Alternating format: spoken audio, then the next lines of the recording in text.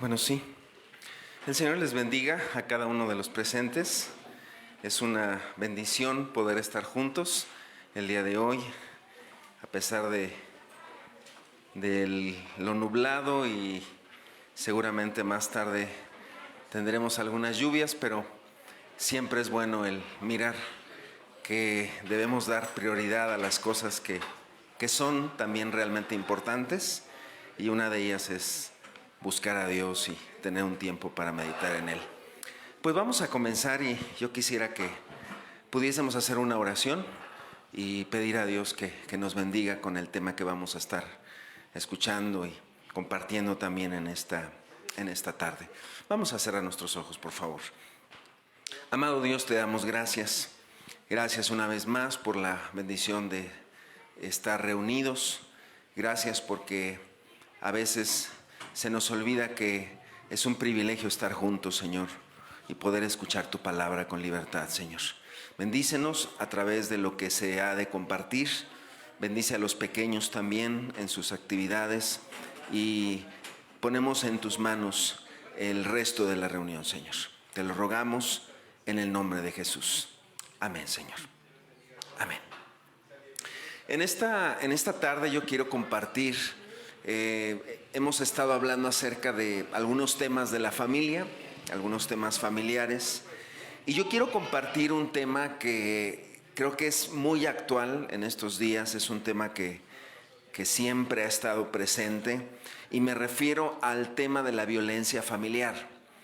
Y para este tema yo quiero que podamos estudiar un pasaje en la Escritura que es la historia de dos de los hijos de David, del rey David. Son hermanos, o fueron hermanos, o más allá de eso, eran hermanastros, es decir, eran hijos del mismo padre, pero eran hijos de diferente madre. Entonces, había una relación consanguínea, pero no directa. Y bueno, vamos a ver qué es lo que nos dice la Escritura y lo que quiere enseñarnos Dios a través de esto.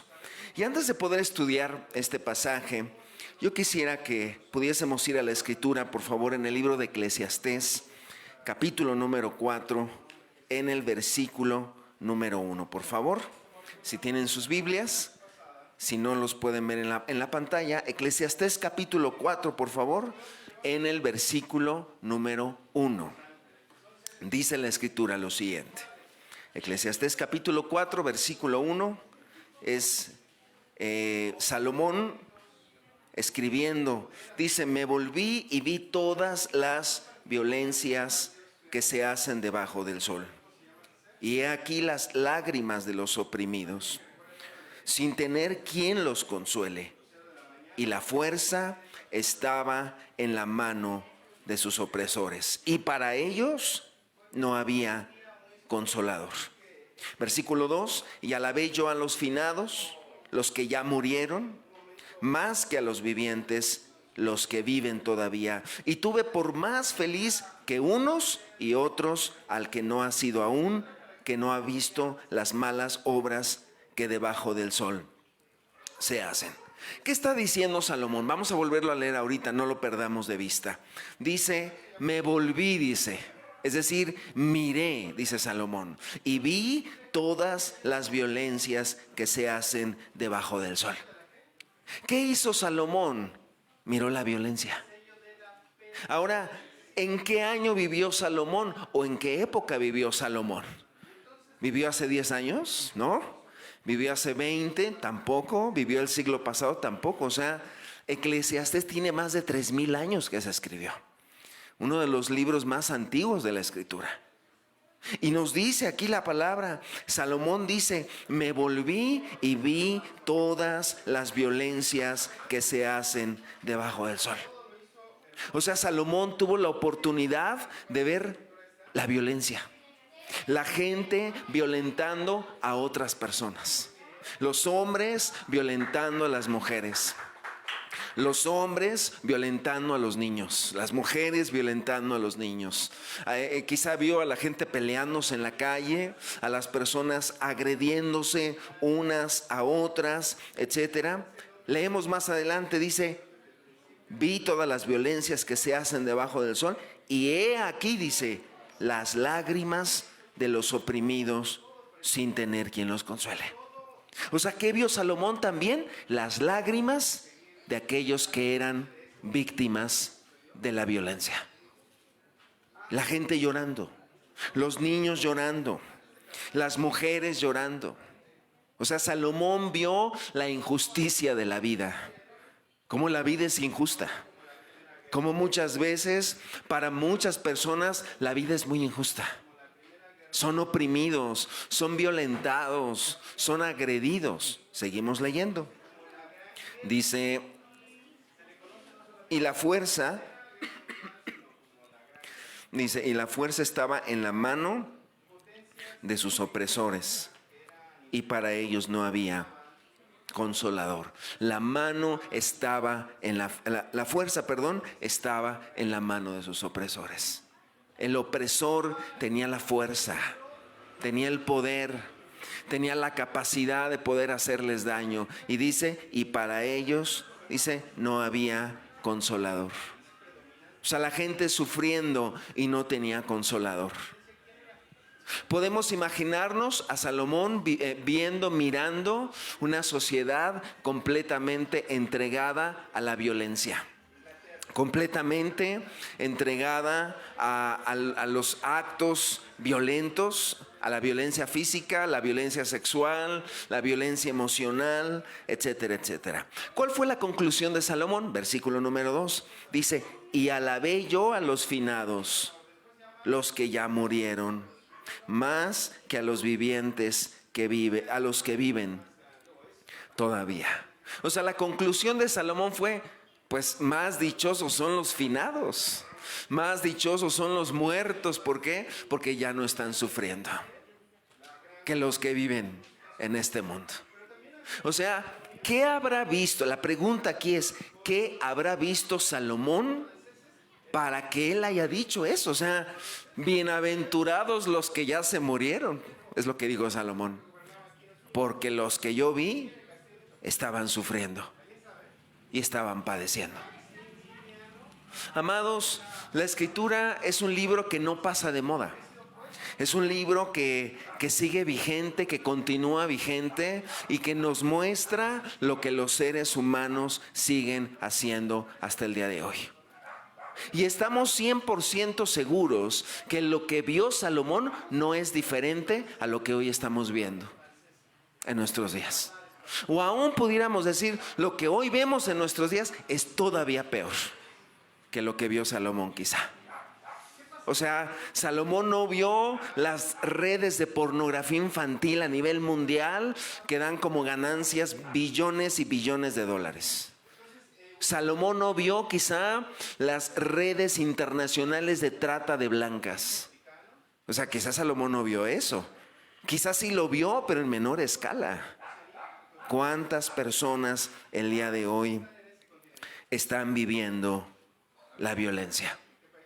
En México, el 70% de los hogares han sufrido, según el INEGI, algún tipo de violencia. Ahorita ya en un momento lo vamos a detallar. El 70%. Imagínate. En México, en nuestro país, el 70% de los hogares, 7 de cada 10 hogares en México han sufrido algún tipo de violencia. 7 de cada 10 hogares. Es una cifra increíble. Es una cifra inmensamente grande. Es más, pudiera yo atreverme a decir en esta tarde, quizá en medio de nosotros hay personas que han sufrido algún tipo de violencia. O quizá en medio de nosotros hay personas que han agredido también a otros. Vamos pues a ver la historia que Dios nos quiere ministrar y vamos a ver las enseñanzas que vamos a extraer de esta de esta historia de la Escritura. Y para esto quiero que me acompañen, por favor, al segundo libro de Samuel, en el capítulo número 13, por favor. Segunda de Samuel, o segundo libro de Samuel, capítulo número 13, en el versículo número 1. Es una historia que se le conoce como la historia de Amnón y Tamar. Capítulo número 13, por favor, del segundo libro de Samuel, en el versículo número 1. Vamos a leer toda la historia para que tengamos un poquito la idea general. Es necesario leer toda la historia para que podamos tener una idea general de lo que Dios quiere hablarnos.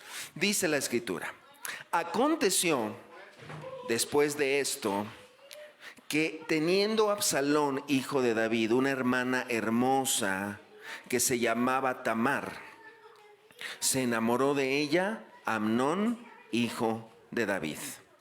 Y estaba Amnón angustiado hasta enfermarse por Tamar su hermana, pues por ser ella virgen, le parecía a Amnón que sería difícil hacerle cosa alguna. Y Amnón tenía un amigo que se llamaba Jonadab, hijo de Simea, hermano de David.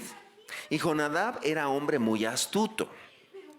Y éste le dijo: hijo del rey, ¿por qué de día en día vas enflaqueciendo así? ¿No me lo descubrirás a mí? Y Amnón le respondió: yo amo a Tamar, la hermana de Absalón, mi hermano. Y Jonadab le dijo: acuéstate en tu cama y finge que estás enfermo, y cuando tu padre viniere a visitarte, dile: te ruego que venga mi hermana Tamar para que me dé de comer y prepare delante de mí alguna vianda, para que al verla yo la coma de su mano. Versículo número 6, por favor. Se acostó pues Amnón y fingió que estaba enfermo. Y vino el rey a visitarle, y dijo Amnón al rey: yo te ruego que venga mi hermana Tamar y haga delante de mí 2 hojuelas para que coma yo de su mano. Y David envió a Tamar a su casa, diciendo: ve ahora a casa de Amnón tu hermano y hazle de comer.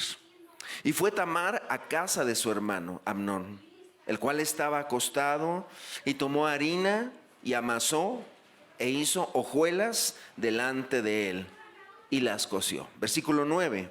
Tomó luego la sartén y la sacó delante de él, mas él no quiso comer.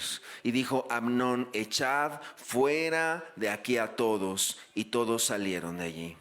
Entonces Amnón dijo a Tamar: trae la comida a la alcoba para que yo coma de tu mano. Y tomando Tamar las hojuelas que había preparado, las llevó a su hermano Amnón a la alcoba. Y cuando ella se las puso delante para que comiese, asió de ella y le dijo: ven, hermana mía, acuéstate conmigo. Ella entonces le respondió: no, hermano mío, no me hagas violencia, porque no se debe hacer así en Israel. No hagas tal vileza, porque ¿a dónde iría yo con mi deshonra? Y aún tú serías estimado como uno de los perversos en Israel. Te ruego pues ahora que hables al rey, que él no me negará a ti. Versículo 14.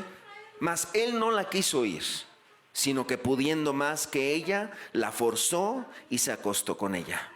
Luego la aborreció Amnón con tan gran aborrecimiento que el odio con que la aborreció fue mayor que el amor con que la había amado. Y le dijo a Amnón: levántate y vete. Y ella le respondió: no hay razón mayor mal que este de arrojarme, que el que me has hecho. Mas él no la quiso oír, sino que llamando a su criado que le servía, le dijo: échame a esta fuera de aquí y cierra tras ella la puerta. Y llevaba ella un vestido de diversos colores, traje que vestían las hijas vírgenes de los reyes. Su criado pues la echó fuera y cerró la puerta tras ella. Entonces Tamar tomó ceniza y la esparció sobre su cabeza y rasgó la ropa de colores de que estaba vestida, y puesta su mano sobre su cabeza se fue gritando. Amados hermanos y amigos, una historia triste, Una historia que la Biblia en cierta manera nos deja ver también las cosas malas del ser humano y nos deja ver las cosas oscuras del ser humano. Lo primero que tenemos que entender para comprender toda la historia es el momento de la vida de David que estamos leyendo. ¿Cuál es ese momento? En este momento, en el capítulo 13, estamos en una plena decadencia de la vida de David, de la familia de David y del reinado de David. Ya no estamos hablando del David que venció al Goliat. Ya no estamos hablando del David que tenía una fe sincera para con Dios. Ya no estamos hablando del David que decidió dejar atrás la armadura de Saúl, sino que con su pura confianza y su pura fe venció a ese gran gigante. Estamos ante un David decadente. Estamos ante un David que ya había cometido faltas delante de Dios y que él como cabeza de hogar, ya lo estudiaremos más adelante, que Dios lo permite en las próximas semanas, estaremos hablando de la paternidad, estaremos hablando de la maternidad. Pero como padre y como esposo, David comenzó a relajarse y empezó a omitir ciertas responsabilidades que él tenía para con sus hijos. Ya no estamos ante un David lleno del celo de Dios. Y entonces, ¿qué acontece? Todo pecado tiene consecuencias. Todo pecado trae consecuencias, no solamente a la persona, sino también a las personas que nos rodean. ¿Cuál es la historia que entonces vemos? Los protagonistas son dos hermanastros. Son dos de los hijos de David. Uno llamado Amnón y la otra una hija de David también que tuvo con otra mujer, la otra llamada Tamar. ¿Y qué nos dice la historia? Básicamente nos dice que Amnón se enamoró de su media hermana, Tamar. Él estaba enamorado de ella y entonces un mal o una mala amistad, un mal amigo, ¿sí? Como hay mucha gente que tiene malos amigos que nos llevan a lo malo, un mal amigo siempre te va a llevar a la maldad, siempre te va a llevar al pecado, te va a llevar con las mujeres, te va a llevar al vicio, te va a llevar al alcohol, te va a llevar al adulterio. O sea, lamentablemente Amnón no tuvo buenos amigos y se dejó llevar por un mal amigo. Un hombre perverso. La escritura nos dice también que este hombre, Jonadab, dice, era un hombre astuto. Era un hombre muy astuto. Otra traducción dice que era un hombre perverso. Qué lamentable por Amnón, porque se dejó llevar por una mala amistad. Y entonces este hombre, este disque amigo entre comillas, Jonadab, le dice: Amnón, te veo demacrado, te veo triste, te veo mal, ¿qué tienes? Cuéntame. Y Amnón le cuenta todo, dice: es que me gusta mi media hermana, es que me gusta ella, pero pues se me hace muy difícil poder tenerla como esposa o tenerla conmigo. Y este hombre le aconseja astutamente y le aconseja perversamente. Y le dice, usa de su astucia y le dice: pues hazte el enfermo, llama a tu padre, el rey David. Hazte el enfermo, ponte en cama y dile: padre, estoy muy enfermo. Quiero que llames a mi hermana Tamar. Quiero que la llames. Y el consejo de este perverso hombre fue: hazte el enfermo y entonces pídele a tu padre que traiga a Tamar contigo para que ella te pueda atender y entonces tendrás la oportunidad para tenerla ahí contigo sola. Amnón obedece, malamente obedece. Todo lo acomoda, su mente comienza a maquinar, así como cuando alguien ya trae algo en la cabeza, comienza a maquinar su maldad, comienza a maquinar su pecado para ver cómo le puede hacer. Y lo hizo todo tal como le aconsejó su perverso amigo. Se finge enfermo, comienzan a servir, llama a su padre, llega David: ¿cómo estás, hijo?, etcétera. Y le dice: padre, llama a mi hermana para que me cosa de comer, para que me haga unas tortas, para que me haga algo, etcétera. Inmediatamente David va y le dice: ve a atender a tu hermano Tamar. Y Tamar va. Llega con este hombre, llega con Amnón, y entonces astutamente había gente ahí también, y les dice, no, déjenme solo con mi hermana, que ella me sirva, me siento mal. Y entonces toda la gente que estaba ahí se sale y se queda sola con Tamar. Y estando los dos solos, dice la escritura que él la toma de la mano, del brazo, no sé, pero la toma y la jala. Y entonces Tamar le dice, ¿qué te pasa? ¿Qué tienes? Y bueno, imaginémonos por un momento la escena, ¿sí? Quizá Tamar sorprendida de su medio hermano, de lo que le quería hacer. Y Tamar sorprendida de lo que estaba pasando, y este hombre jaloneándola, quizá queriendo tocar su cuerpo de Tamar, jaloneándola a su media hermana, y Tamar así igual, pero dice la escritura que él pudo más que ella, por ser hombre obviamente, porque tenía más fuerza que su hermana. Y dice que la asió así, comenzó a jalarla, comenzó a tocarla, y ella le dijo, no hagas esto. Si tú me pides con mi padre, él no negará a ti. No lo hagas, pero finalmente terminó abusando de su media hermana. Y dice la escritura que después de haber hecho eso, un versículo muy importante es esto. Dice que después que consuma eso, el abuso, dice que la odió más que con el amor que la había amado. Ahorita quiero explicar esa parte. O sea, cuando él consuma su fechoría, dice la escritura que Amnón terminó odiando más a su media hermana que amándola con el supuesto amor que él le tenía a ella. Finalmente, lo que acontece es, la manda a sacar. O sea, no tuvo escrúpulos Amnón, y como no se quería salir su media hermana, ya la había envilecido, manda al criado traer, le dice, sácala de aquí, sácala, córrela, échala de aquí, no la quiero volver a ver. Y pues Tamar, toda desconcertada, toma sus cosas, toma su ropa y le dice, échale de aquí, nunca más la quiero volver a ver. Y dice, y termina la historia diciendo que Tamar se echó ceniza. La ceniza era símbolo del duelo, era símbolo de dolor, símbolo de tristeza de lo que había pasado en esta mujer llamada Tamar. Es importante decir lo siguiente. Muchas veces pensamos que pues las cosas pasan y ya.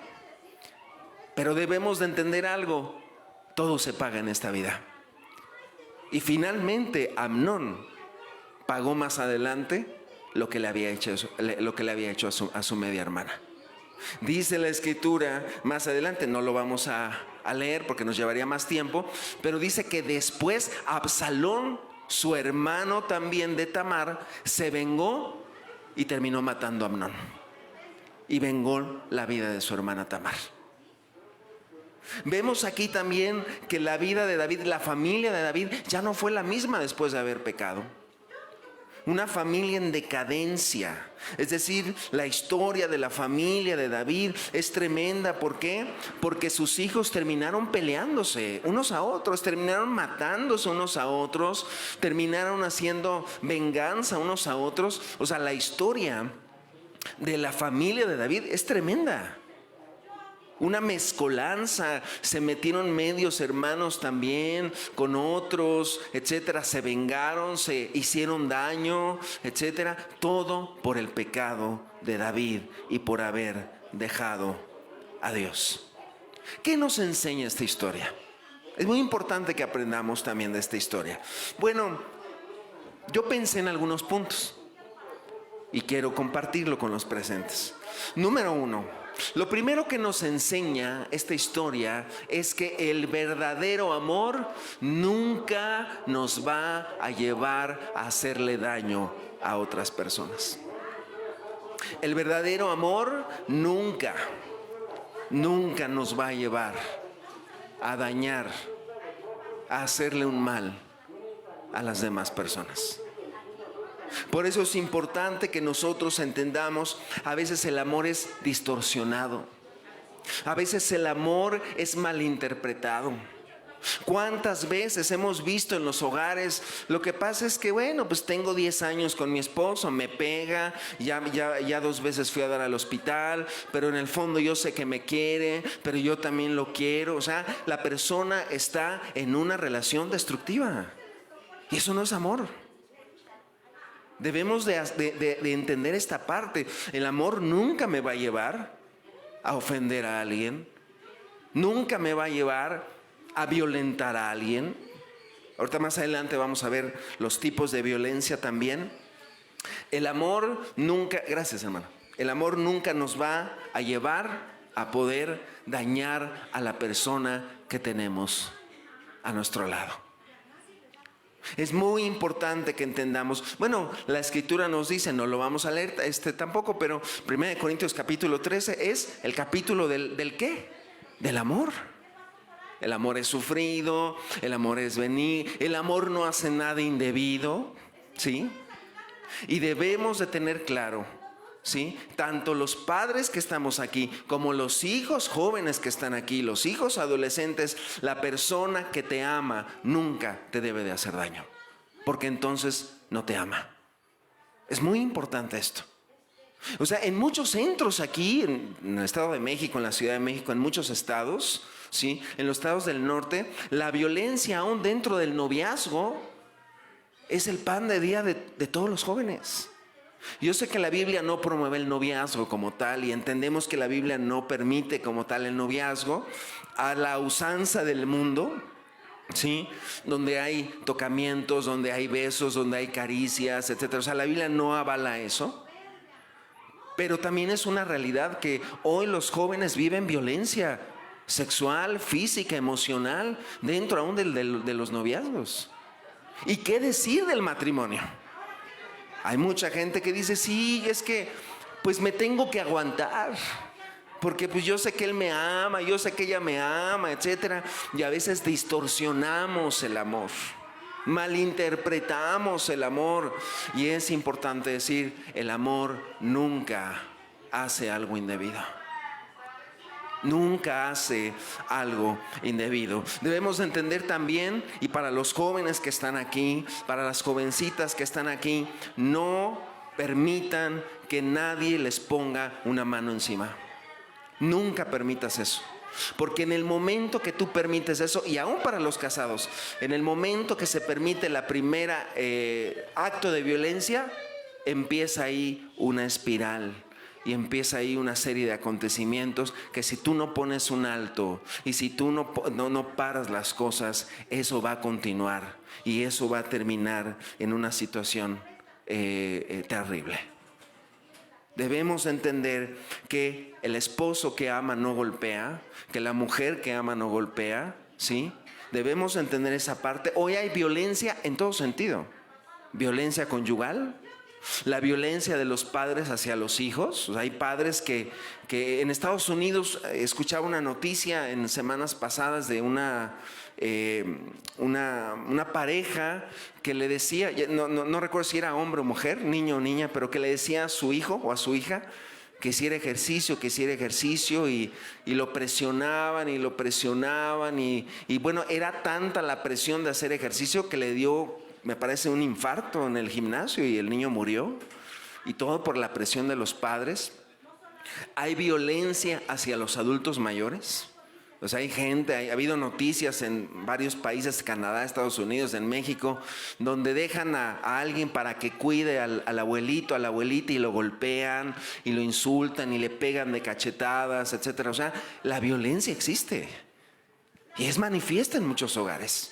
Ya lo decía yo al principio, 7 de cada 10 hogares en México han padecido algún tipo de violencia.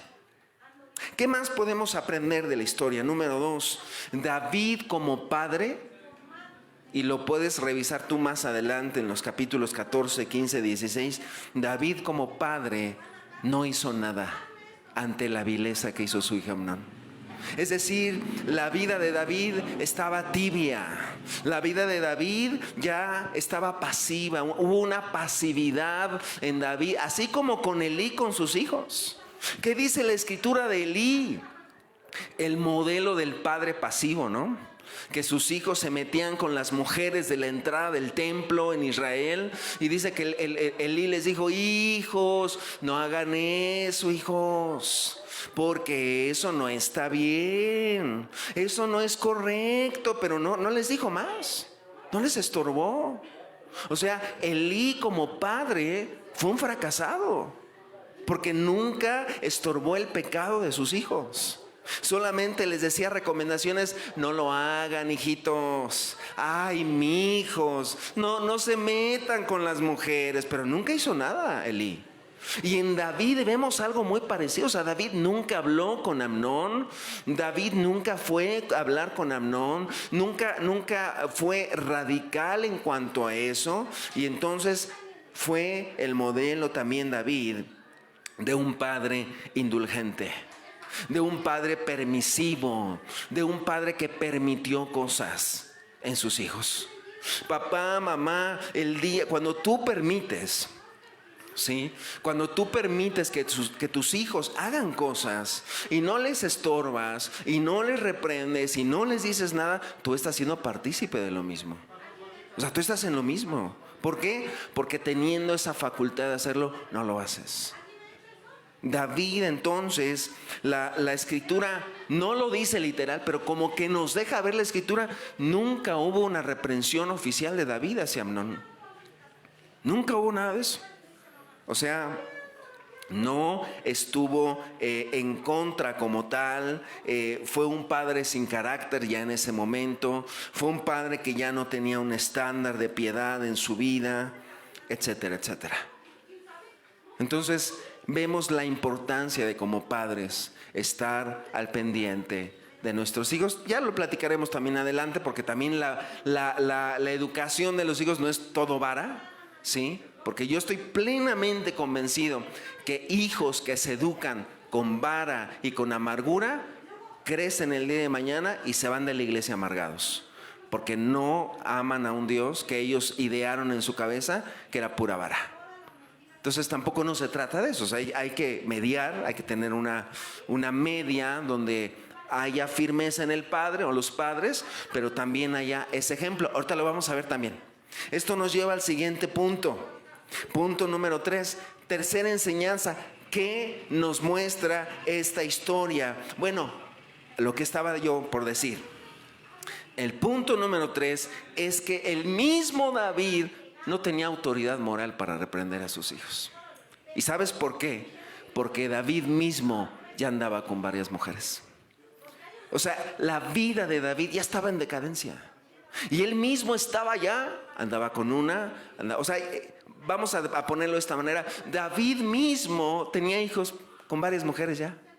Ya se había metido con varias mujeres. Entonces, ¿con qué autoridad hubiese reprendido a sus hijos? Pues imagínate, ¿no? Amnón, hijo mío, pues ¿qué has hecho, no?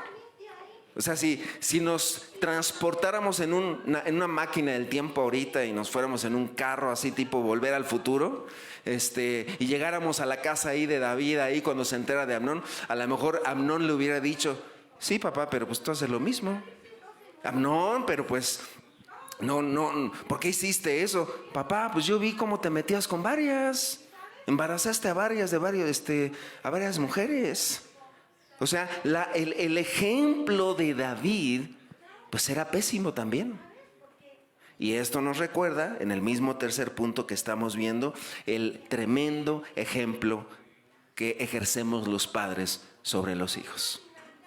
O sea, como papá, como mamá, tienes una gran responsabilidad, ¿sí?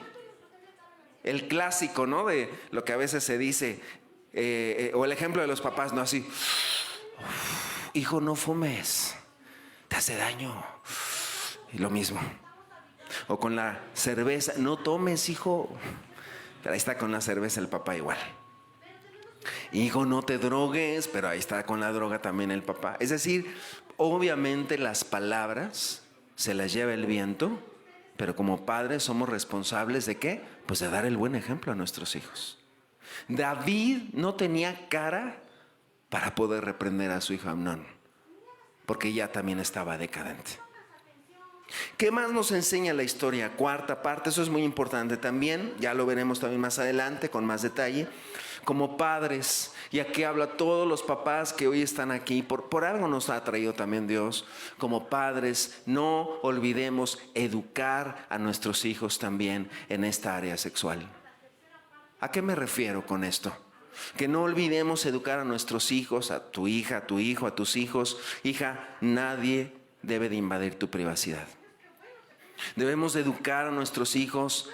Entras al baño, cierra la puerta, nadie te tiene que ver, te vas a bañar, pon seguro en la puerta, nadie tiene que entrar, nadie tiene que invadir tu privacidad. Si son tus hijos tan jóvenes, están adolescentes, nada de voy a ir a la casa de mis amigos, hacer un trabajo, nos vamos a quedar toda la tarde, y ni siquiera investigan, o sea, ¿quién es tu amigo? ¿Quién es tu compañero? ¿Quién es tu compañera de la escuela? ¿Quién es tu compañera? No, vamos a ir, vamos a estar juntos en bolita, etcétera. O sea, yo recuerdo de mi madre, yo puedo recordar de mi madre.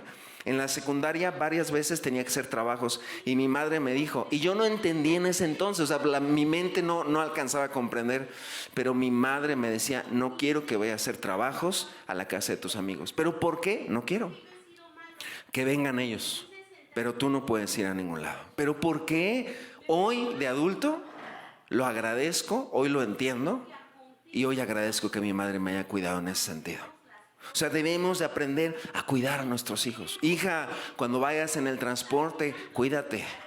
O sea, hay gente perversísima, hay gente enferma de la mente en el metro, en los camiones, y más con el internet, con las redes sociales, con la pornografía de los celulares, o sea, la maldad ha crecido, amados. Y como padres debemos de estar al pendiente de nuestros hijos. Ten cuidado. No le hables a personas que no conoces. Mamá, es que un hombre me hizo la plática en el metro, en tal lugar. No, o sea, aléjate. Hazte un lado. Hazte un lado.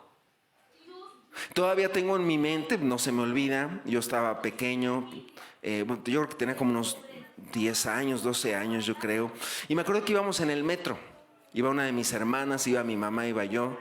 Y todavía me acuerdo que yo iba en el metro y mi mamá así de rápido reaccionó. De repente estaba un hombre y estaba mi hermana era una niña también.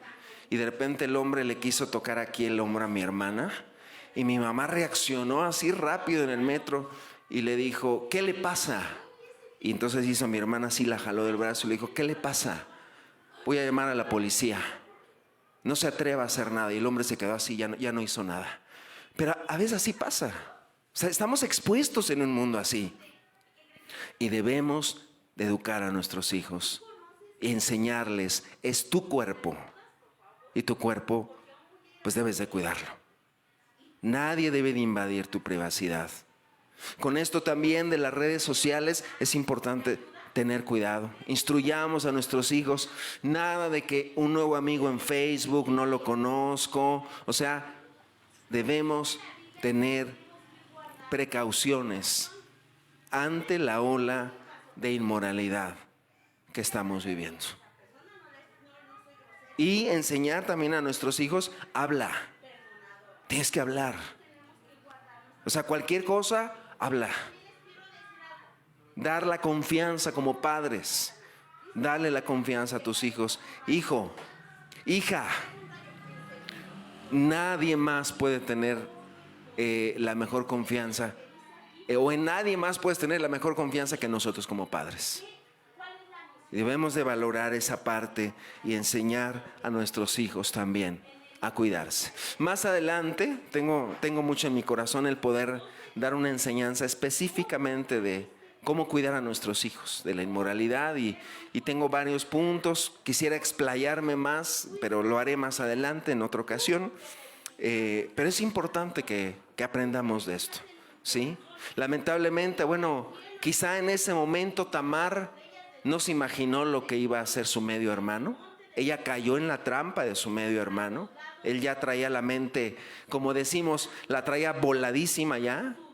Pero yo pienso que aún David debió de haber tener cuidado. O sea, como padre debió de haber también él tener cuidado en ese momento. Pero lamentablemente David no lo vio. No cuidó esa parte, no cuidó esa manera de decir, no sé, si quizá hubiera dicho, me voy a ir a quedar a dormir, ¿no? Me voy a ir a quedar a dormir con mi medio hermano, con mis medios hermanos. O sea, la importancia de que estemos al pendiente de nuestros hijos. Que le demos la confianza. Hijo, hija, cualquier cosa, coméntamela. Lo hablamos y lo platicamos. Y estamos al pendiente.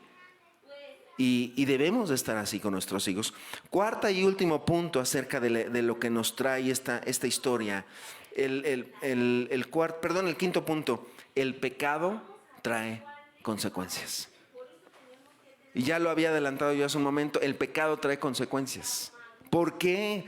Porque como dije hace un rato, Absalón, hermano de Tamar, terminó vengando a su hermana.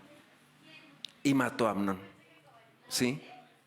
Y tampoco David dijo algo. O sea, David se quedó pasmado. David se quedó como espectador, ver cómo sus hermanos se mataban unos a otros y se destruían unos a otros, y sus mujeres también se destruían unos a otros. O sea, ve todo lo que hace el pecado. Un adulterio, una fornicación.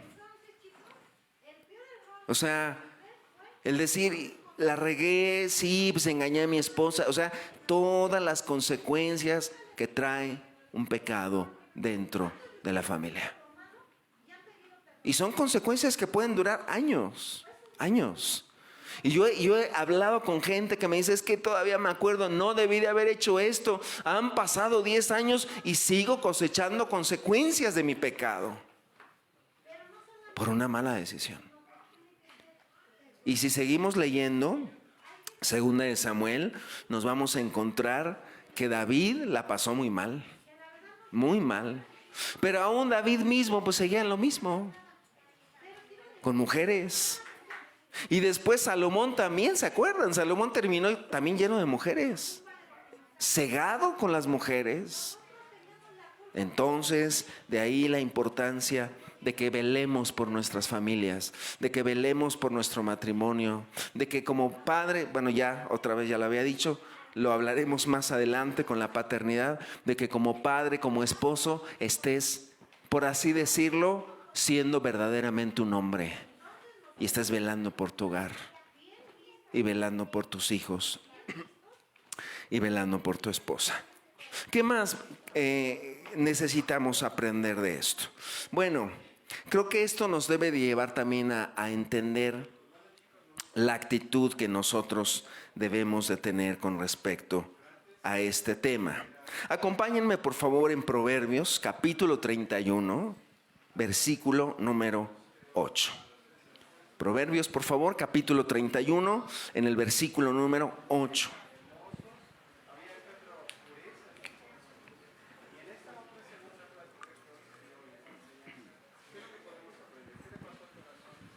Dice la escritura. Hermanos, ¿se pudo tener la imagen? ¿Sí? Ok, ahorita la ponemos. Ok, Proverbios capítulo 31, versículo número 8. Amén.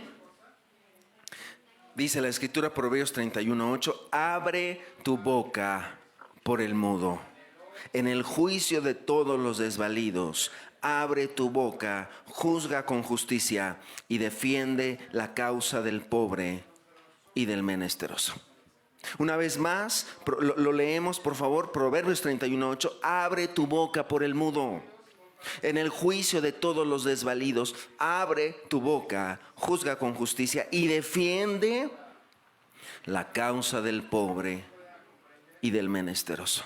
¿Cuál debe ser la actitud de todo cristiano? Dice ser protectores de los desvalidos, de los pobres, de los que no se pueden defender por sus propios medios. O sea, nuestra actitud como cristianos debe ser esa. No podemos cruzarnos de brazos, no podemos cruzarnos de brazos ante una situación, ante un episodio así. ¿Por qué? Porque en el caso de David, decíamos, David no enfrentó la violencia. O sea, él no habló después, no hizo nada, no buscó tener consecuencias para con Amnón. Dios finalmente juzgó a Amnón y fue asesinado por su medio hermano. Pero David se quedó pasmado y dice por eso la Escritura: abre tu boca por el mudo. Debemos de no callar ante la violencia que se ejerce en los hogares. Tengo aquí una imagen, ahora sí si la podemos poner. Bueno, ya está aquí.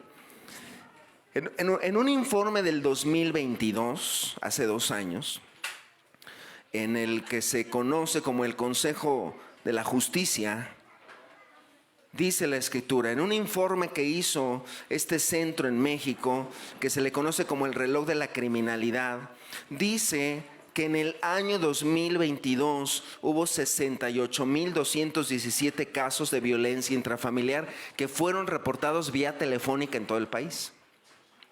O sea, 68,000 casos, ¿sí? Un aumento del 9% con respecto al año pasado, al 2021. Hubo 5,877 casos más que en el 2021.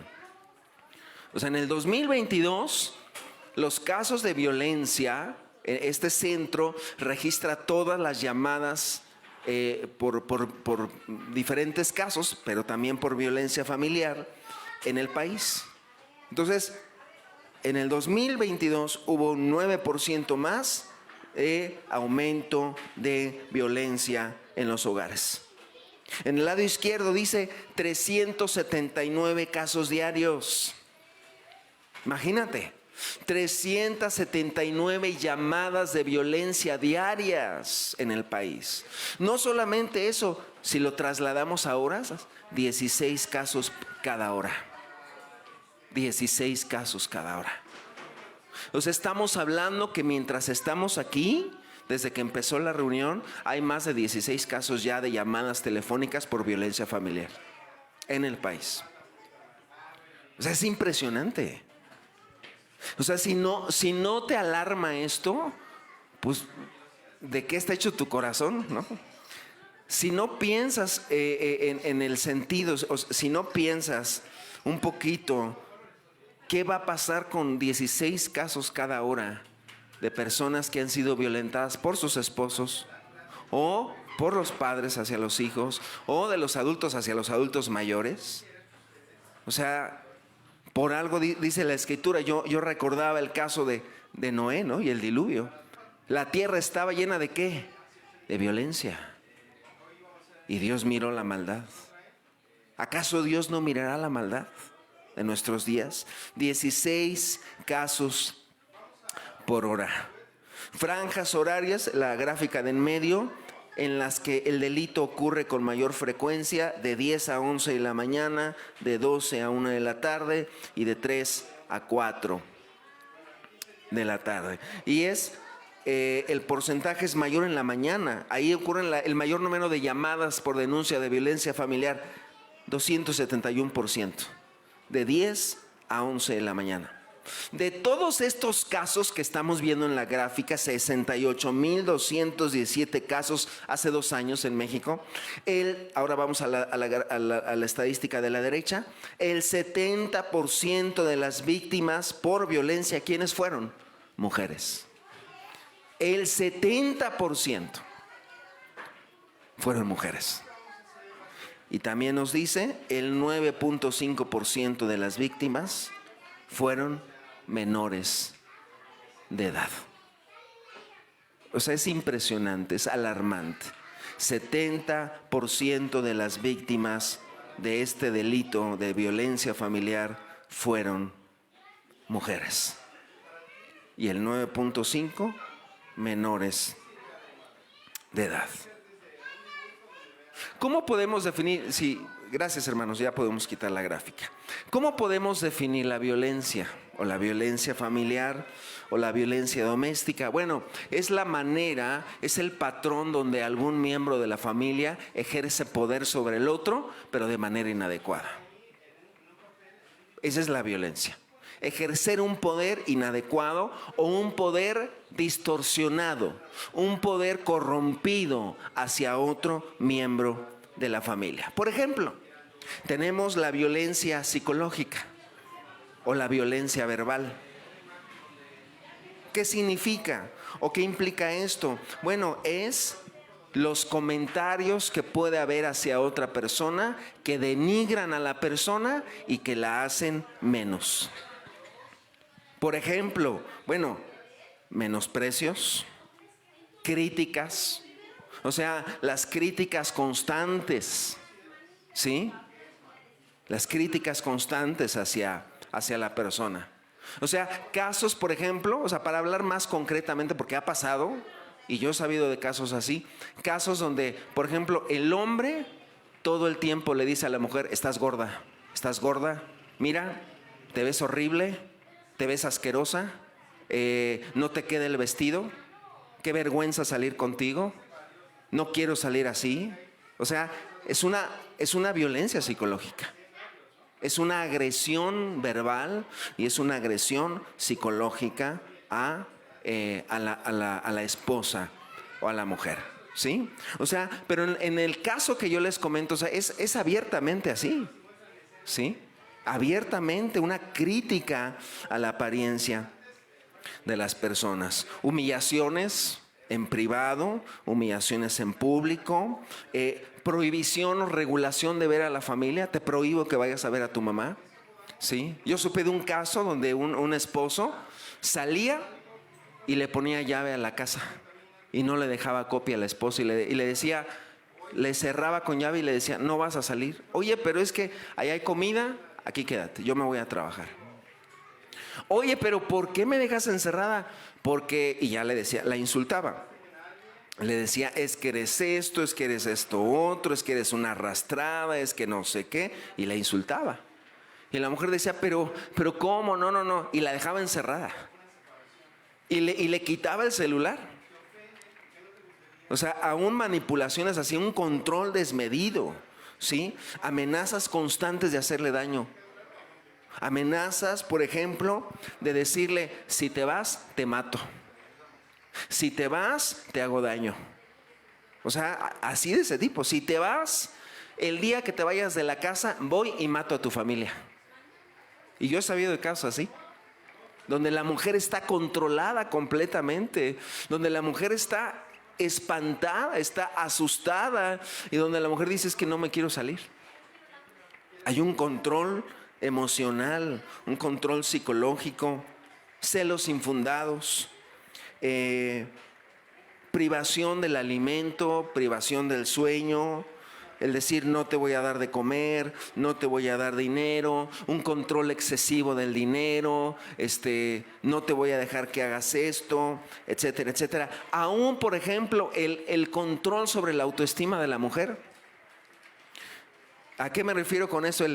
Tú sin mí no eres nadie, tú sin mí no vas a salir adelante en la vida, el día que te vayas vas a ser una donadie, el día que te vayas de aquí no vas a pasar de ser una cualquiera, por mí tú eres esto, por mí tú eres esto otro, etcétera, etcétera, etcétera. O sea, se conoce como la violencia psicológica o la violencia emocional. ¿Qué más?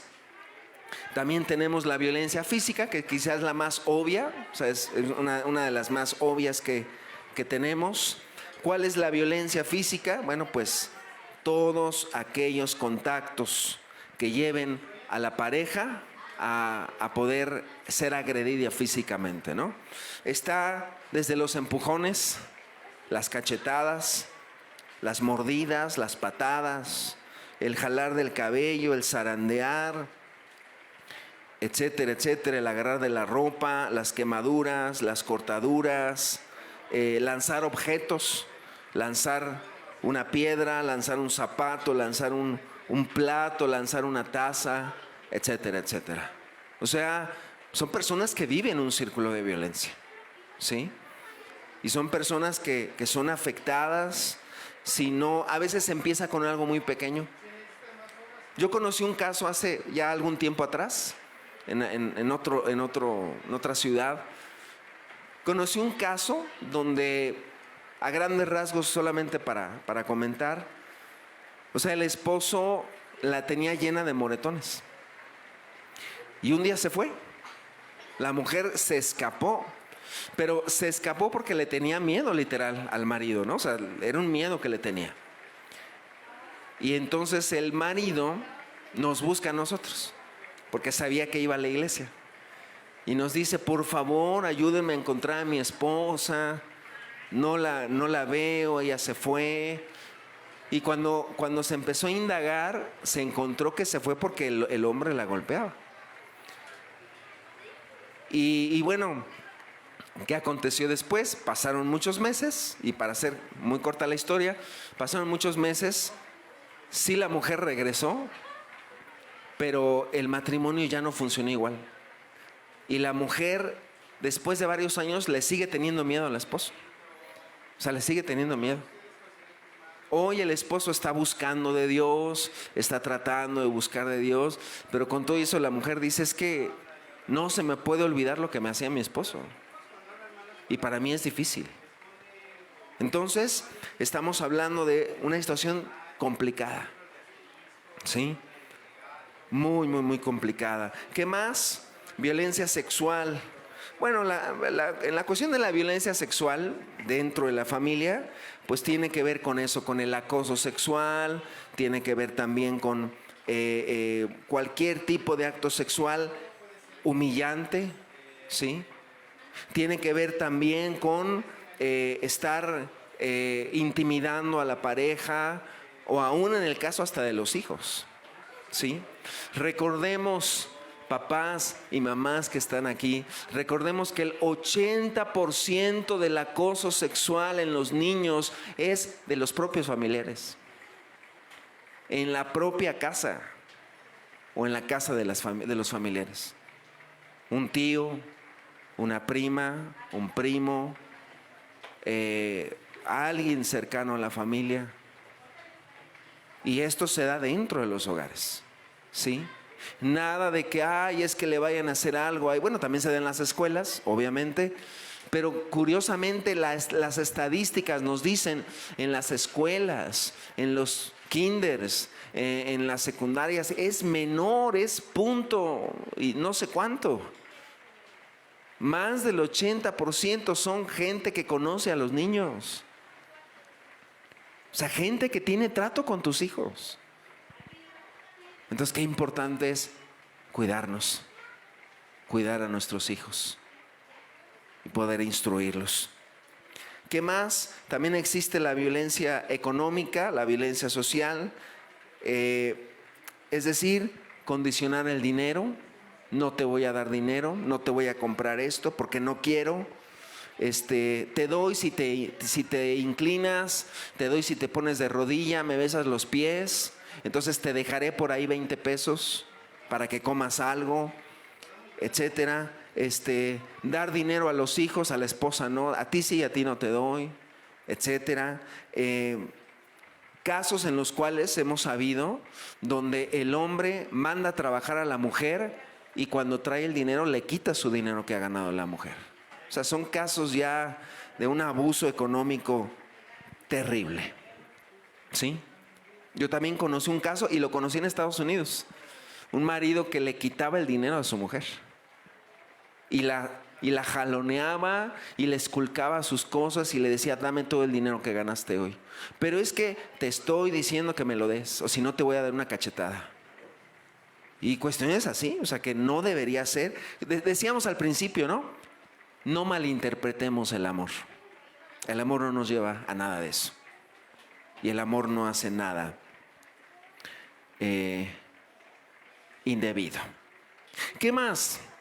Algunos mitos acerca de la violencia, ¿sí?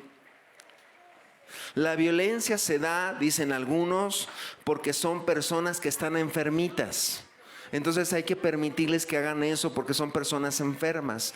Bueno, es importante aclarar, si hay una violencia hacia otra persona, debemos de hablar y se debe de denunciar. O sea, no se puede permitir eso. Nada de que está enfermito, está enfermita, etcétera, etcétera. ¿Qué más? Dicen algunos es que la persona tiene traumas de la infancia, por eso es violenta. Bueno, si trae problemas de traumas de la infancia, que se atienda profesionalmente, que se tomen medidas en el hogar, pero no permitamos que haya situaciones que violenten la paz del hogar, ¿sí? Y esto nos lleva también a algunas ideas mal aplicadas en el cristianismo o algunas ideas incorrectas. Y aquí voy a ser muy general, amados, hermanos y amigos, voy a ser muy general porque cada caso también es distinto. Entonces puede que aplique en alguno de los casos, pero puede que no aplique en otros, pero tratemos de englobar lo más importante. Ya cada caso será muy distinto. Pero por ejemplo, algunos dicen, lo que pasa es que como el matrimonio, la Biblia dice que el matrimonio es sagrado, pues debo de dejar que mi esposo me pegue. Y la mujer ya trae una herida, ya la mandó al hospital 2 veces. Entonces dice, es que me tengo que aguantar porque el matrimonio es sagrado. Déjenme decirles algo. La palabra de Dios solamente da una cláusula bíblica para poder proceder a un divorcio. ¿Cuál es? Es el adulterio comprobado. Es la única cláusula que da la Escritura para que la persona ofendida pueda tener la puerta abierta para un divorcio, un adulterio consumado. Pero tú me preguntarás, hermano, ¿pero dónde dice la Biblia que me separe por violencia? Bueno, quizá la Biblia no da el mandamiento como tal, pero también hay principios que nos rigen y nos dan una razón, Dios, de decir, yo no puedo permitir que si me van a matar, yo me siga quedando, como decimos, yo duerma con el enemigo. O sea, yo siga permitiendo ese tipo de cosas, ¿sí? En algunas situaciones, a veces el consejo que se da o el consejo pastoral es, salte de tu casa y ve y denúncialo, ¿sí? Yo conocí el caso apenas hace unos meses, una mujer que iba a una iglesia y el marido le pegaba y le daba sus cachetadas y le daba sus empujones y un día la tiró al piso y le lastimó la mano. Entonces cuando le lastimó la mano le dijo, vas a ver, te voy a acusar. No, eres una cobarde, tú no eres nada sin mí. Y la mujer se armó de valor, fue a la fiscalía de delitos, fue a la fiscalía, les dijo, ok, abrieron la carpeta de investigación. Y entonces a la semana, no dijo nada la mujer, y a la semana le tocaron en la puerta. Y el marido, ¿quién es? Abre.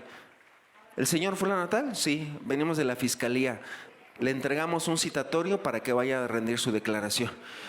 No, pero yo no soy culpable. Aquí está su citatorio.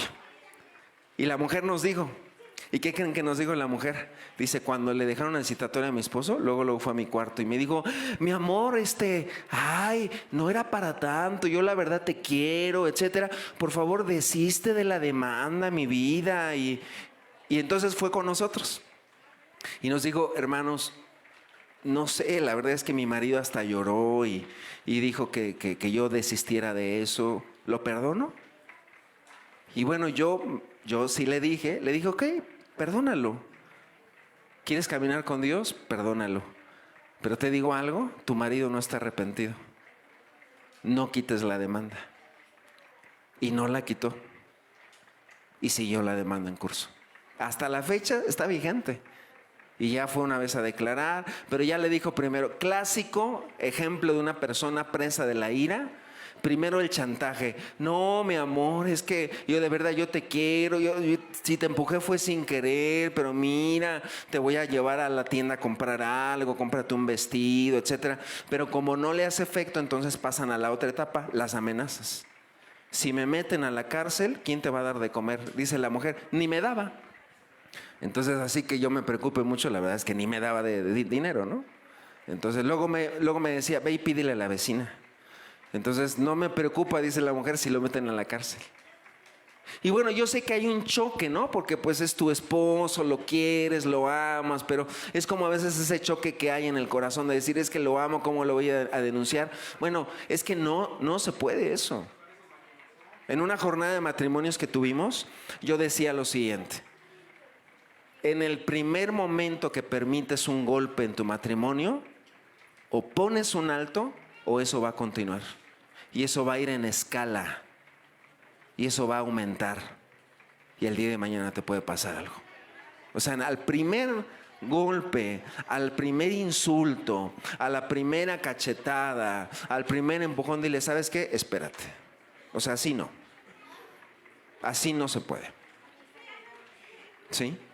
Entonces, es muy importante esta parte. ¿Qué más?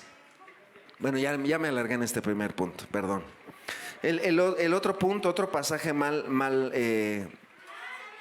aplicado, es que el varón es cabeza del hogar. Entonces no le puedo decir nada a mi esposo porque Dios lo puso como cabeza, Él es mi autoridad. Sí, pero la autoridad edifica, no destruye, dice el apóstol Pablo. Pablo decía a las iglesias, la autoridad, Dios me ha puesto como autoridad, a mí decía Pablo, Dios me ha puesto como autoridad sobre ustedes, pero la autoridad no destruye, la autoridad edifica. De la misma forma, el hombre está puesto por cabeza. Él es la cabeza del hogar, hemos dicho. Él es la cabeza del matrimonio. Pero esa autoridad no implica que sea autoritario. No implica que abuse de su autoridad. ¿Por qué? Porque en el momento que el hombre violenta a la mujer de las formas que hemos visto ahorita, en el momento que el hombre violenta, en ese momento Dios ya no está con el hombre. Y Dios está con la mujer. Y Dios ampara a la mujer. Pero es que a veces tienen la idea la mujer, es que mi marido es mi cabeza, o sea, es mi autoridad. Sí, pero si ya te pegó, pero si ya te violentó, pero si ya te quemó, como ha habido casos también, pues hay de todo. Si ya te hizo daño, entonces no te está amando, no te quiere. Y como dice también la Escritura en el libro de los Hechos, ¿sí? En los apóstoles también, esa frase tan conocida, es necesario obedecer a Dios antes que a los hombres. Eres mi marido, pero no se vale que me hagas esto. No se vale. Eres mi papá, eres mi mamá, pero no se vale que me golpes de esa manera. Porque no, o sea, sí podemos disciplinar a nuestros hijos, pero hay maneras de disciplinarlos, ¿sí? Casos igual que nos hemos encontrado, papás que queman a sus hijos, papás que cuelgan a sus hijos como si fueran cuadros, papás que o sea, los violentan de muchas maneras. Entonces, eso no es correcto. No está permitido. ¿Por qué? Porque pues hay maneras también de disciplinar a los hijos. No podemos, dice la Escritura, como dice Pablo también, no provoquéis a ira a vuestros hijos, dice el apóstol Pablo. Puedes disciplinarlos, pero cuida su corazón, guarda su corazón, ¿sí? Es que mi mamá me pegó, mi papá. No, está bien, pues son tus papás, sí, pero pues me pegó con el cable y me dejó toda la piel quebrada, o sea, me hirió, o sea, me abrió una herida completa. Entonces, pues tampoco es así, no es la manera. ¿Qué más? Otro mito también de la Escritura que a veces tenemos es que Dios manda que perdonemos hasta 70 veces 7. Sí, y es muy importante decirlo, el perdón es una obligación de todos. Es una obligación tuya, es una obligación mía. Ante alguien que nos hace daño, ¿qué nos manda Cristo? Perdonar, pero otra cosa es restituir. ¿Restituir en qué sentido? Debemos perdonar, pero hay casos que amerita donde la mujer tiene que salirse del hogar por la violencia del hombre.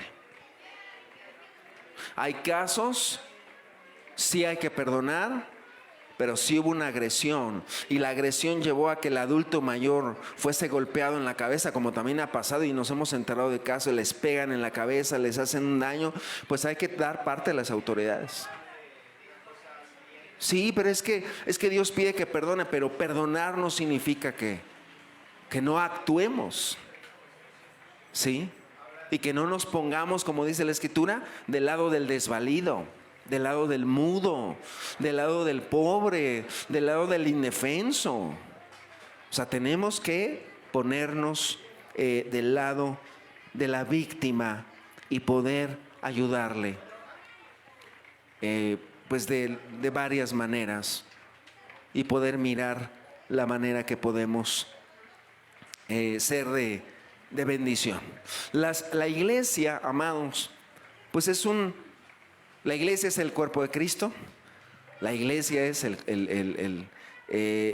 cuerpo de Cristo aquí en la tierra. Somos sus manos, somos sus pies, somos su boca. Pero también la iglesia como ente social, la iglesia también hace una función dentro de la vida social de la gente. Y como iglesia, aquí o en donde quiera que se predique y que predicamos, siempre hay casos donde hay gente que se nos acerca: hermano, tengo esta situación, ¿qué hago? ¿Qué hago? Y bueno, tenemos que a veces aconsejar, o tenemos que referir: ve con un abogado, asesórate, ve con un doctor, asesórate, ve con licenciado, ve con algún abogado de tu confianza. O sea, no podemos permitir que las cosas se gesten así y se fomente la violencia. A mí me pasó, les cuento también, hace ya más de 10 años, hace más de 15 años yo creo. Me pasó una vez, una mujer se me acercó terminando la reunión en otro lado y me dijo: mi esposo me golpea, me encierra, clásica violencia física, me hace esto y esto y esto y esto. Ok, le dije: ¿y a qué se dedica tu esposo? Es guardia de seguridad y trae una pistola. Entonces eso le producía terror a la mujer. Y ya me amenazó, ya me dijo, y recuerdo que una vez, y yo lo comenté con otro hermano, me acuerdo que le dije: ¿qué hacemos? A ver, pregúntale, ¿cuál es la mayor amenaza? Hace 15 días me dijo: si llego y no estás, te voy a matar. Y traigo la pistola y te voy a matar. Entonces, ¿y qué ha habido antes? Hubo golpes, ya la dejó mal, ya le dejó moretones, etcétera, etcétera. Y entonces un día llegó borracho el hombre y la mujer estaba ahí y le quiso hacer daño. Entonces la mujer sale, y cuando sale la mujer nos llama y nos dice: ¿qué hago? No, pues ya como iglesia, pues es nuestra labor a veces. O sea, uno la hace de pastor, la hace de todo, de abogado, de todo. Y bueno, vimos la manera. La mujer fue resguardada, se le llevó a hacer la demanda correspondiente. Pero el hombre me conocía, porque una vez la mujer le dijo: sí, hablé con el hermano Zúñiga, y entonces me ubicaba.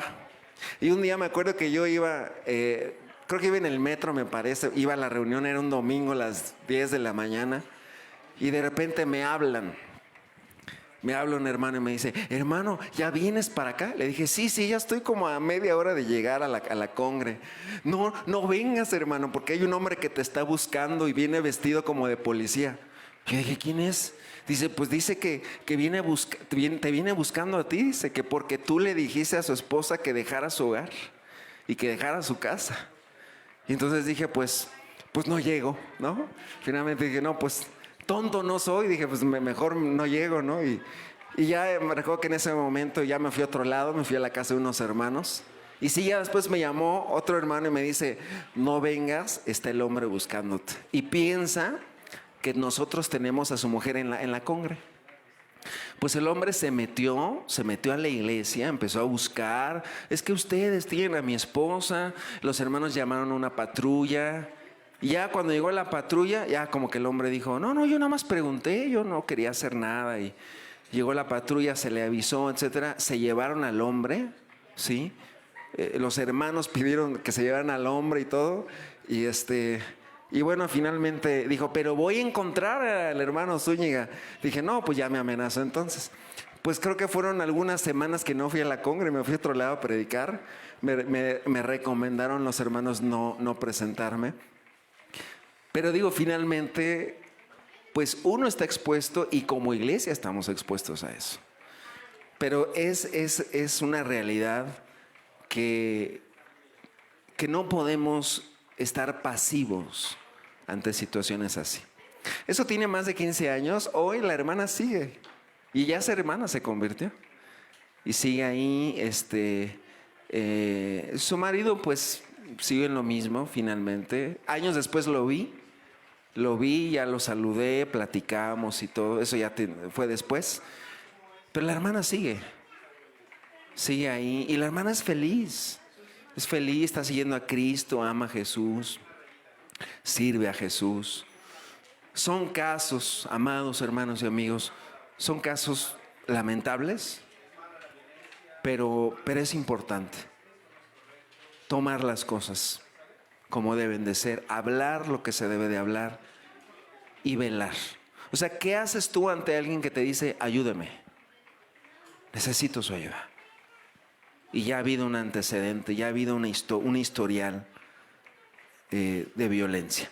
El último punto que quiero tocar con respecto a los mitos de la Biblia es, dicen las personas, es que el amor es sufrido. No, pero estás malinterpretando el pasaje. Cuando dice la Biblia que el amor es sufrido, es que el amor te lleva a sufrir por ayudar a las demás personas, no que sufras injusticias. O sea, el amor es sufrido, pero no en el sentido de que ni modo me tengo que aguantar las cachetadas, porque el amor es sufrido y me tengo que aguantar. No. O sea, tenemos que poner un alto a todo tipo de violencia en el hogar. Y si no, pues llamar a una patrulla, llamar a la autoridad, ¿sí? Aquí entra otro punto. Lamentablemente la justicia que tenemos en nuestro país es mala, es torcida. La justicia se vende al mejor postor. Y a veces también nos hemos enterado, ¿no? De que llega la mujer, uno la manda, ve y levanta la denuncia, llegan y le dicen, ¿qué te hizo tu esposo? Es que mire, moretón. Pues ya, aguántate. Pues, total, tú te lo buscaste. O sea, a ese grado han llegado en las fiscalías. Entonces, a veces hay que luchar contra también el mismo sistema de justicia, ¿sí? Pero bueno, hay que pedir a Dios y siempre hay gente aún, yo creo que como en todo, quizá hay gente en las autoridades que tienen el poder del gobierno, hay gente muy corrupta y muy mala, pero también hay gente que sí le gusta hacer justicia y ayudar a los desvalidos y a los necesitados. Entonces, creo que es importante que nosotros aprendamos. ¿Y esto por qué lo comento? Aprendamos a escuchar a las demás personas. Aprende a escuchar. A veces las personas vienen a nosotros, nos platican sus problemas. Y si tú tienes gente, vecinos, amigos, familiares, y de repente han contado cosas, sé sensible a los demás. Sé sensible a la necesidad de tu prójimo. No te cierres y digas, no escuchemos e inmediatamente juzguemos. ¿Por qué? Porque muchas veces no sabes lo que trae una persona. A veces la persona trae un montón de problemas y lo que quiere es hablar y lo que quiere es comentar con alguien. Y rápidamente juzgamos, etiquetamos a las personas, no somos sensibles. Y esto es importante, ¿por qué? Porque no debemos ser partícipes de la maldad, ¿sí? No seamos partícipes del pecado, sino antes bien reprendamos el pecado, pero también aprendamos a escuchar las necesidades de los demás. Quiero terminar, si me acompañan por favor, en Lucas capítulo 4. Lucas capítulo 4, versículo 16. Con esto terminamos.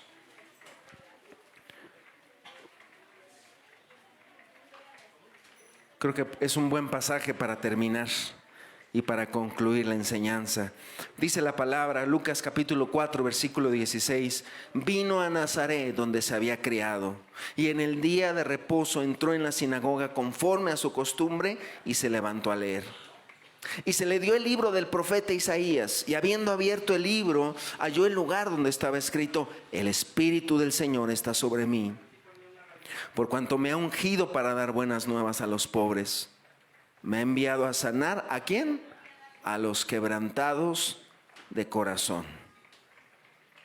Dice, a pregonar libertad a los cautivos y vista a los ciegos, y poner en libertad a los oprimidos, a predicar el año agradable del Señor. Creo que con este pasaje pudiéramos terminar y decir lo siguiente: aun si alguien de los presentes alguna vez ha sido víctima de algún tipo de violencia, para esto vino Jesús también, para sanarte, para aliviar tu dolor. Dice, para sanar a los quebrantados de corazón y para libertar a los oprimidos. Para eso vino Jesús, para ayudarnos, para sanarnos. Si has vivido algún tipo de violencia, si Dios te sacó de algún tipo de violencia, si Dios te sacó de alguna relación violenta o relación tormentosa que tuviste hace muchos años, dale gracias a Dios. Porque hay gente muy violenta y hay gente que nada más busca dañar a los demás. Pero debemos de aún de pedir a Jesús, y Dios es experto en poder sanar el corazón y en sanar nuestras heridas también emocionales. Amén. Vamos a cerrar nuestros ojos y terminamos.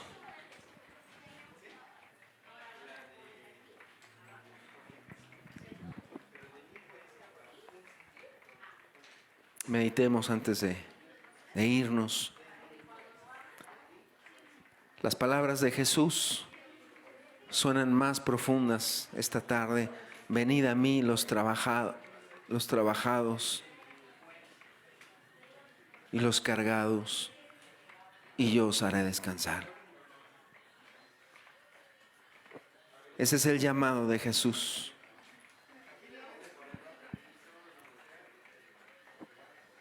Ese es el llamado de Jesús para nosotros. Venid a mí todos los trabajados y cargados, y yo os haré descansar.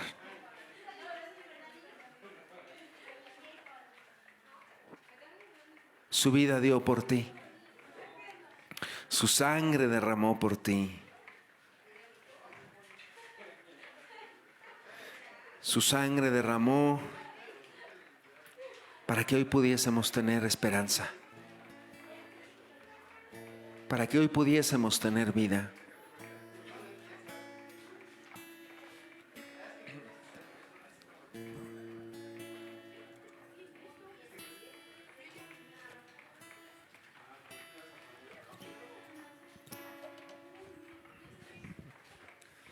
Si como varón has ejercido violencia y hoy estás buscando de Jesús,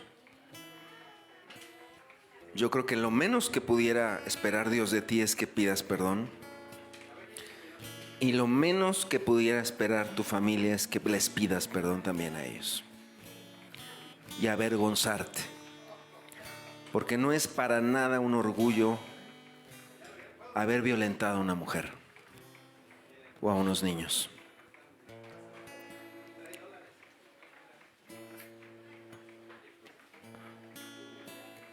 El acto más cobarde de un hombre es violentar a una mujer.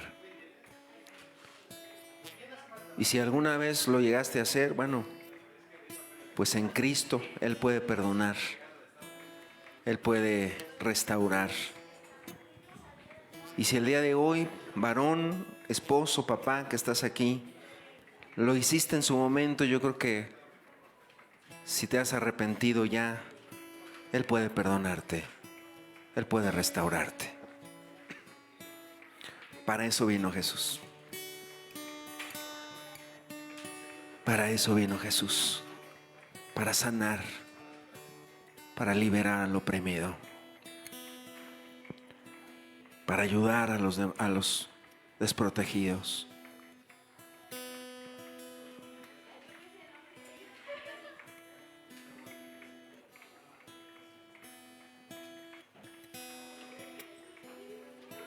Este texto Jesús lo toma del libro de Isaías. Dice que tomó el rollo y lo que hizo es leer esto delante de los judíos. El Espíritu del Señor está sobre mí. En ese momento Jesús estaba diciendo: he venido para esto.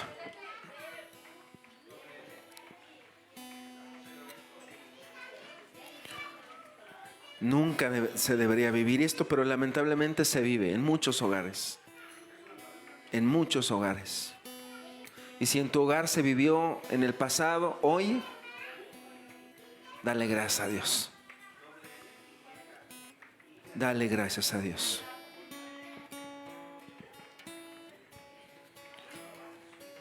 Porque solamente Él cambia el corazón. Y Él cambia la vida. Él cambia la vida de aquellos que un día actuaron de manera incorrecta.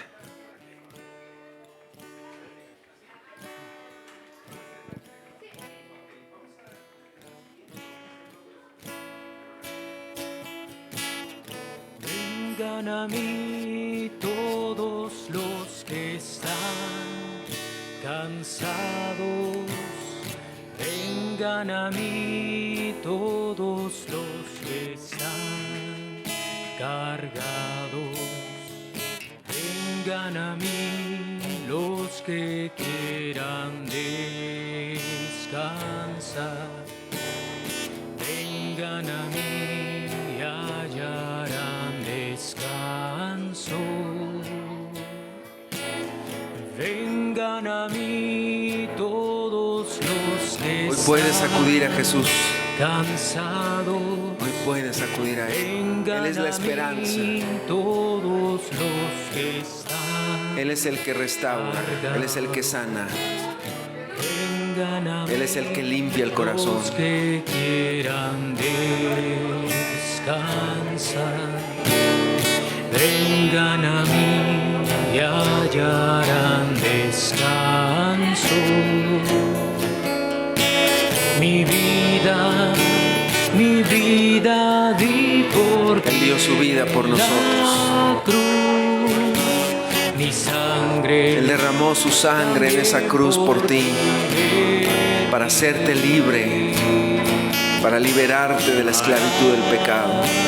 Que puedas tú confiar. Gracias, Jesús. Tú eres nuestra esperanza, Jesús. Que puedas descansar. Tú eres la esperanza, Señor de gloria. Mi vida di por ti en la cruz.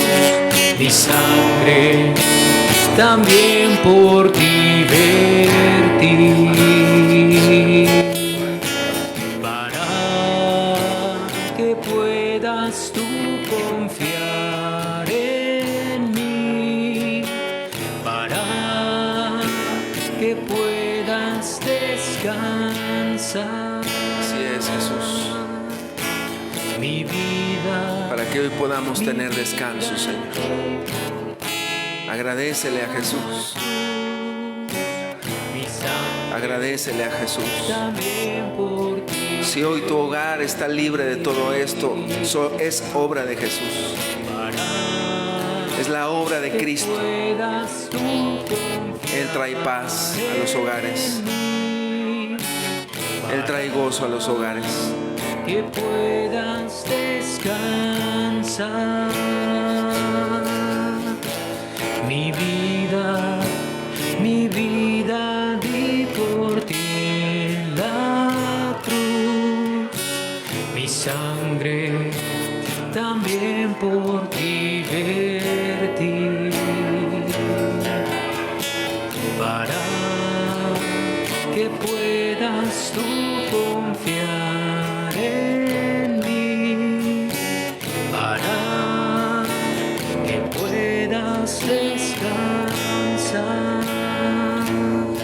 Así es, Jesús. Para que puedas descansar. Gracias por tu palabra, Señor. Gracias por tu palabra. Gracias por lo que nos habla, Señor. Padre, sella tus palabras en nuestro corazón, Señor. Quita esto en medio de los hogares, Señor. Mete tu mano en cada hogar aquí representado, Señor. Que pueda haber en cada hogar, Señor, un antes y un después, Señor. Un antes sin Cristo y un después con Cristo, Señor.